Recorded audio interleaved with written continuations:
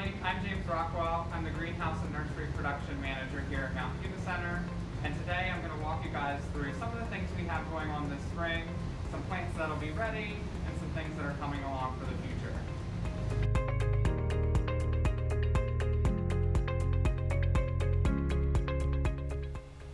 Here we have 3 collections of ferns that will be ready for our garden this spring. These are actually all grown from wild collected spore. So we gain permission and then we collect spore in the wild. What that allows us to do is have a diverse gene pool represented here in our garden. So each of these came in 2018, the spore came in then and were sown. That spore takes about a year to develop into a gametophyte, and then it sort of takes about another year from that stage to develop into a sporophyte, so a small fern. And that happened this past fall, and they were potted on to this size and grown over the winter. And now they're going to be ready this spring. This one here in the middle is a Squeenium Rhizobium. It's actually called the walking fern. So you can see here, it's very different than some other ferns. So it has these stems that grow out, and this end here will actually touch down onto the ground and root, and that'll create a new plant. And that's why it's called the walking fern, because it sort of walks about. Very slow to move around though. Here we have a Squinium Trichomonies. This one is really, it's just adorable. It grows in between little rocks, little cracks and crevices. So once it's established, it's fairly drought tolerant. It can go through dry periods, and that's because in its natural habitat, it would sort of have that same thing, where sometimes it stays wet and other times that space might dry out. And these will go into our garden this coming spring, and maybe we'll be able to give some to neighboring institutions as well.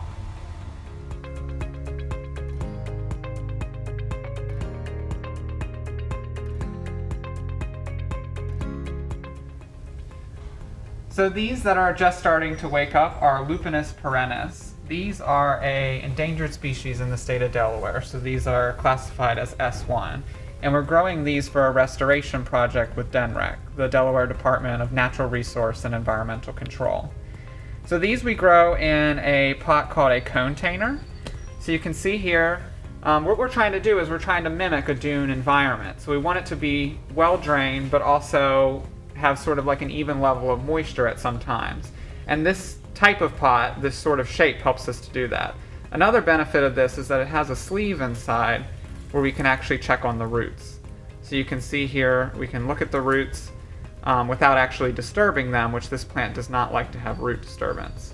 So these will get potted on soon to a slightly larger size that will help them to survive when they go out into the wild and get planted, and then they should be ready for late spring, early summer, when they'll be used for that restoration site.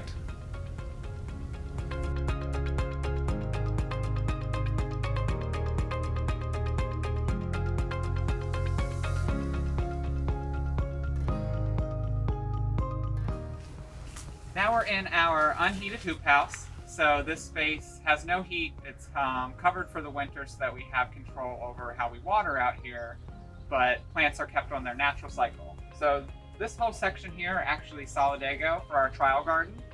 Our new trial was planted in the fall, and we grew most of the Solidago that went in for that. And then this is the backup set. So since the trial is very important to Mount Cuba Center, we want to make sure that, all the work that we put in to grow the Solidago for it, we have a backup set through this spring to make sure that the plants in the trial garden survive. And if they did, and if everything turns out like it should, then all these plants will be gifted to other organizations or used in other places in our garden. So these are still dormant right now. They still have foliage from last year, but soon they'll emerge for the spring and be able to be used as replacements as needed.